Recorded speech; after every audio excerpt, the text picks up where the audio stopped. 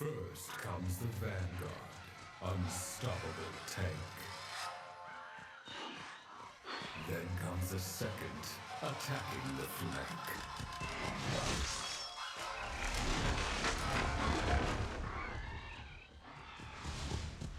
Finally, the General, the highest in rank.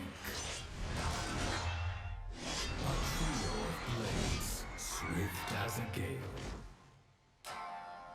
They cut to the bone and kill without fail.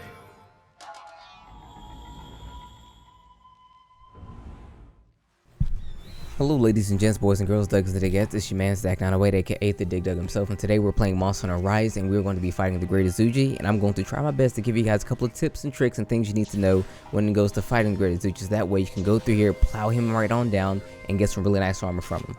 So first and foremost, Great Izuchi is probably going to be the first actual monster you really fight, unless you go to the hub. Nevertheless, the Great Izuchi is a very early style monster, and he's a lot easier to fight than you would actually go in here thinking regardless.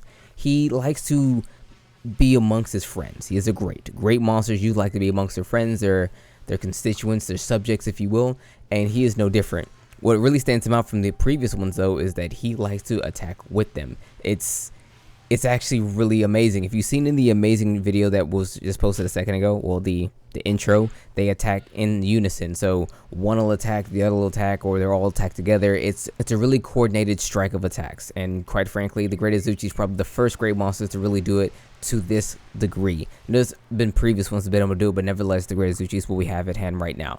So, the Great Izuchi is a monster actually has a couple of unique things you need to actually note. His tail is where he does most of his attacks from. He will do some swiping attacks with his hands, but the tail is where he's going to do the bulk of his actual damage. So, what you need to know rather is, what do? He has minions. Do you fight the minions? Do you fight him? Honestly, in my opinion, you probably want to get rid of the minions first. Simply because if you get rid of the minions, he doesn't call them as often as back, so that way it's just you and him. But if you have the minions there, they're probably going to mess up your block strings, forcing you to actually, if you're using a weapon that actually has a counter, forcing the counter to come out before you actually wanted to come out, or just tripping you up whenever it needs to be, and also whenever he's coordinating these strikes, I can't talk, I apologize. When he's coordinating these strikes, it makes it a little bit difficult for you to actually get around the issue because, well, you have 3 attackers versus just the 1. So if you can get rid of the small guys, then go for the bigger one himself. He doesn't really call his constituents back too often, so you can take advantage of that. He also has the ability to shoot water balls from his mouth. His little guys will do the same thing as well. Again, anything he can do, they will do in unison. So just watch out for that. Make it so that way he can't do that. If you can, take out the little guys first, then go to him. If not, just be very careful when he goes to throwing these attacks out. So we talked about a couple of his attacks. As actually make note of the ones that's the super notable ones. He has a spinning attack where he'll spin 3 times in a row. That attack, it's not like a super hard hitting attack, but it covers a lot of ground. Any attack that covers a lot of ground is going to be susceptible to you just moving completely out of the way, but it's also going to be in a good advantage if you yourself are at a greater distance. It's the same thing with like things who shoot projectiles. If you're at a far distance away, they're going to shoot these projectiles to close that gap. Same thing with this tail spin. So you should really watch out for the where he's actually doing it, so that way you can position yourself away from the action and go right back into it. Now, I know this is a lot to take in, but honestly, the Great Izuchi isn't all that difficult, so you'll be okay. I have full confidence that you guys will go in here with no real issues fighting him. Just be very careful what he does. Get rid of the minions, and then attack him. Now, usually, this will be a time for when I say, yo, use these particular weapons to go in here and do the best you can against this monster, because these weapons work better against this monster than others.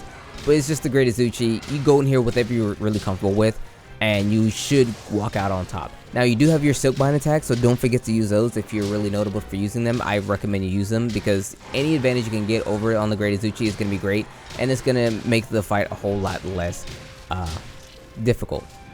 But let's say you fight him and then you beat him, because he's not really that difficult. The one thing I will note though is his gear is quite nice. So let's talk about the gear quite briefly. So the Great Izuchi armor is actually really good. I mean, it gives you critical eye 3, recovery speed 2, and constitution +1. Looking at these skills, critical eye 3 gives you 15 additional points into your affinity, that is your critical hit chance. and recovery speed 2, it triples the speed in which our health is recoverable. So the red portion of health that actually pops up when you take damage, that part of health is actually recoverable. This triples the speed in which it actually is recovered. Constitution is always great. It reduces your stamina depletion when evading, blocking, or doing certain actions. Reducing your stamina depletion is probably the best thing you could probably do in this game, and it goes across the board for every single type of weapon. His weapons are actually very solid as well. I can't really sit here and explain to you guys how fantastic they are, but I totally will try.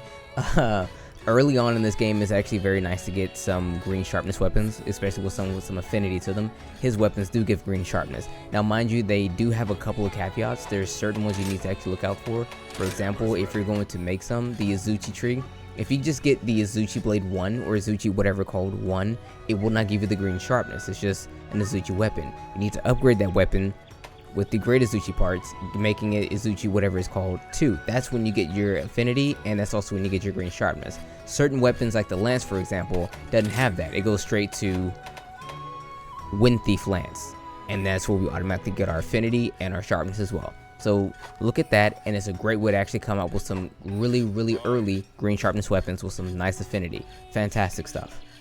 So to wrap it all up, let's condense everything together. So the Great Izuchi is a very early game monster. He's the earliest monster you actually get to fight. He isn't too much of a threat. However, if you want to put him real down real easily, you're going to hit him in the head. Hit him in the head, that's his weak spot, and if not the head, hit him in his tail. That's why I was aiming for the tail if you've been paying attention to the video. Head shots, tail shots. Tail is actually a part that you need to break off so that way you can use it in crafting the armor. Head for doing the most damage. Now, he does have an elemental weakness that is of thunder, but granted, you don't necessarily have any thunder weapons around you, so just hit it with whatever you have to hand.